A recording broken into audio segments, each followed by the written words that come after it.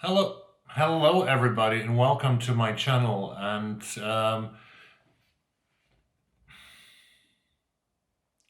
was tagged by Brian from Bookish for the Hindsight is 2020 reader tag, and thank you very much for the tag.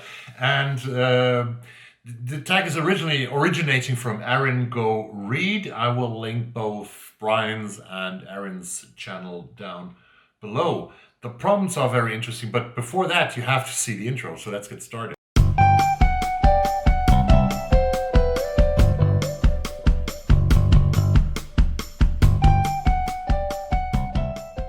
The first question is what were you like as an early and learning reader? Oh my God, an early reader, an early Rainer reader. That is such a long time ago. But I remember pretty well that I was reading a lot of Walt Disney comic. I think I had a prenumeration. My mother bought a prenumeration so that I could read stories about Donald Duck, or Donald Duck as we call him in German, and Dagobert Duck, Scrooge, and Daniel Düsentrieb, and characters like that. So that I think is the first thing that I had, my first experience as a reader. And then somehow I remember when I went to school, I was reading as a teenager maybe. I was reading strange and actually pretty bad stuff. We called them Groschenhefte. You bought them for like 50 cents or something. And there was a German series about G-Man Jerry Cotton, and Jerry Cotton was an FBI agent. There are also movies about Jerry Cotton, actually. I will find a picture of Jerry Cotton and his car. He was driving a red Jaguar through the United States, mostly in New York City, and he had and I read a lot of these thrillers. They always had 62 pages, and they were always written on with two columns on each page. So they had four columns on 2 pages, and there was 61, 62 pages, and they were very exciting when I was a teenager. I haven't read them again. I saw some of the movies, and I think George Nader played Jerry Cotton in the movies in the 1960s, but I read them in the 1970s. So Jerry Cotton was one. That was, I think, the stuff that I read. Not good stuff, really, but it kept me reading. And I think that reading is the most important thing if you want to be a reader. You have to start reading. You don't have to start with Dostoevsky, right? You can start with almost anything else. You can start with Walt Disney. You can start with comics and mainstream stuff, and even with stuff that is not so overly good. But the most important thing, I think, is if you are a child or a young teenager, is that you read.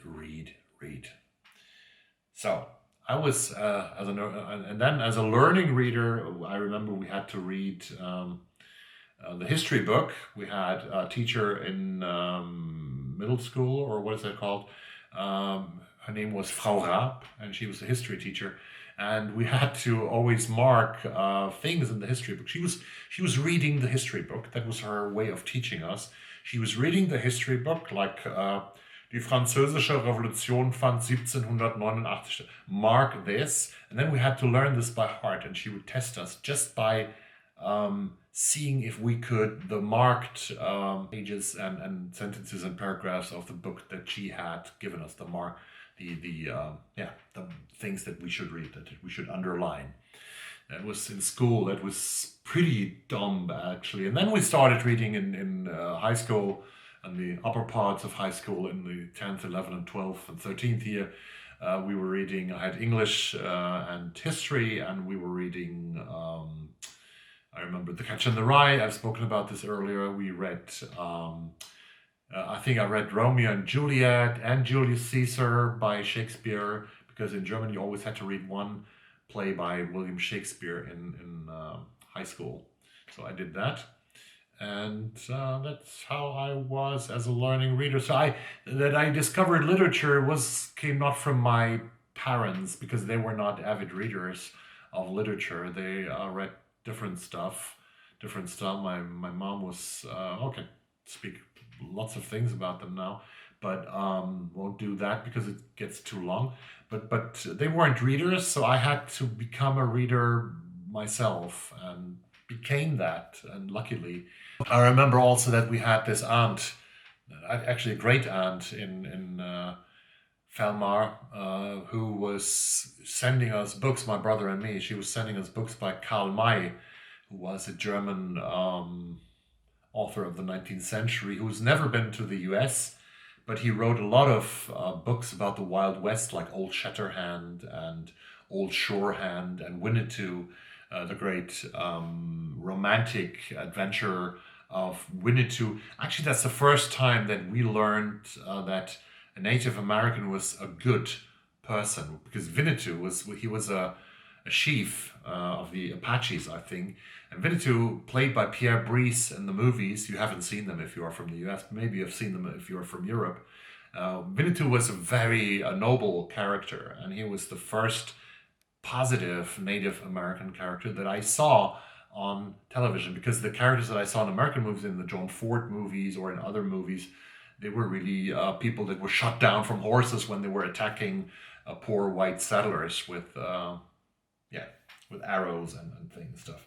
So that was a long answer to question number one, and I also went away from the actual question. But second question is, what book or book series really got you excited about reading as a kid? And I think, I answered that question already. That's the way I am. I always answer the next question by totally getting away from the path of the first question. So I read this series of Jerry Cotton, the FBI agent. That was a series that's not a good series, definitely not, but it's a series that got me reading, and I'm still thankful to whoever the author of these thrillers were.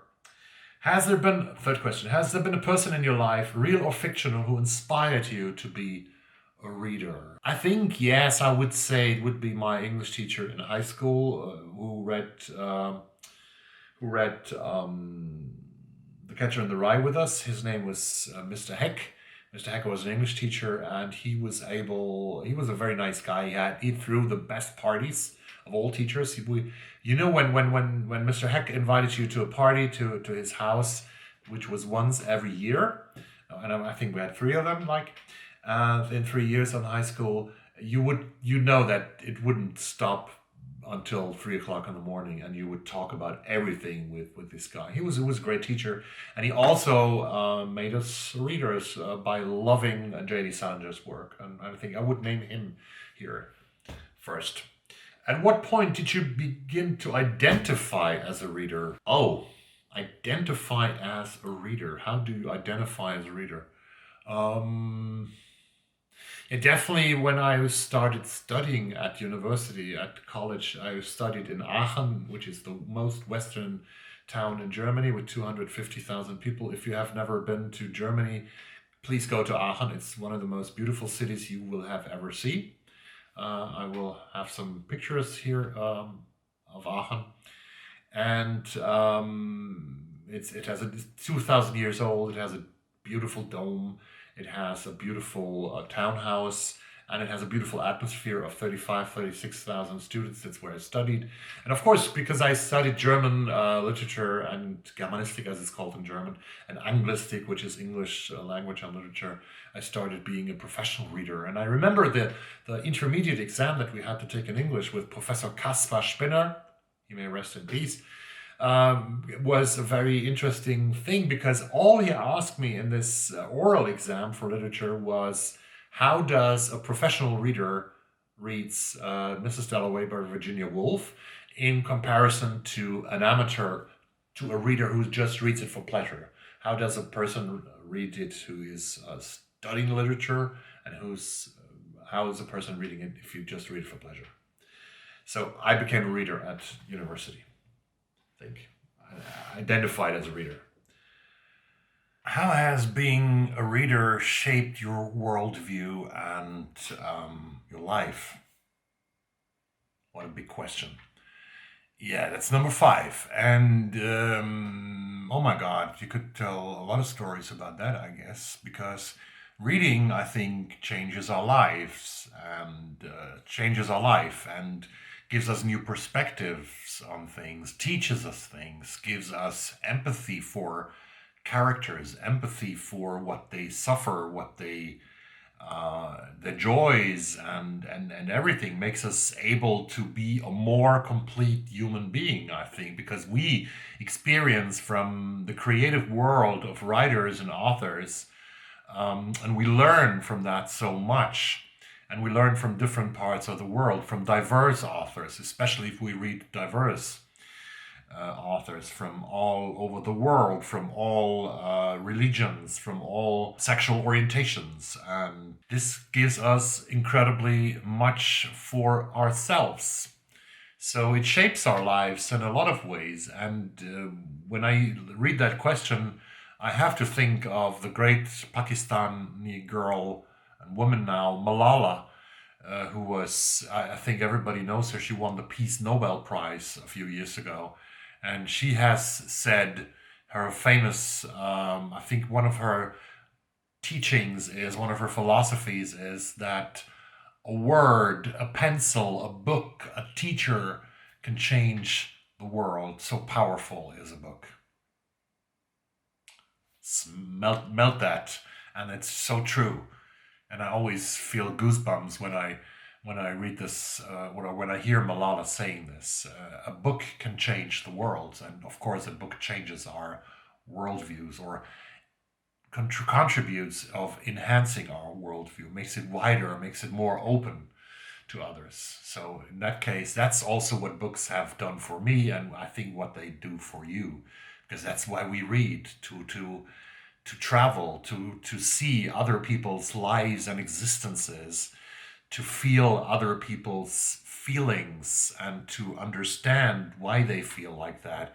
And I'm always surprised how you almost in every piece of good literature can find something that is that we share. You also learn that we share the core of our existence with everybody else, regardless of where people come from, where people live, or if they're poor or rich, if they're black or white, if they are Muslims or Christians or atheists.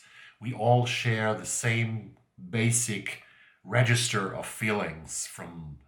We all want to be loved. We all want to love, and positively speaking. So reading changes our lives and shapes our lives as readers and as human beings. And it also shapes your worldviews, I guess, in a lot of respects, in very positive respects. So books are able to really to make you a better human being. That's it's so easy, but it's true. And I almost have to laugh about it, but in a very positive way. So the last question is, who takes someone who's reading history you would want to learn more about? I take Hannah from Hannah's books. I tag Alicia from Alicia Reads. I tag Mark Nash. I tag Jasmine from Jasmine Reads, and everybody else who wants to do this tag. And see you soon. Socially distance, wash your hands, wear a mask, and be safe. The vaccine comes in a few months to each and every one of us. See you soon. Bye-bye.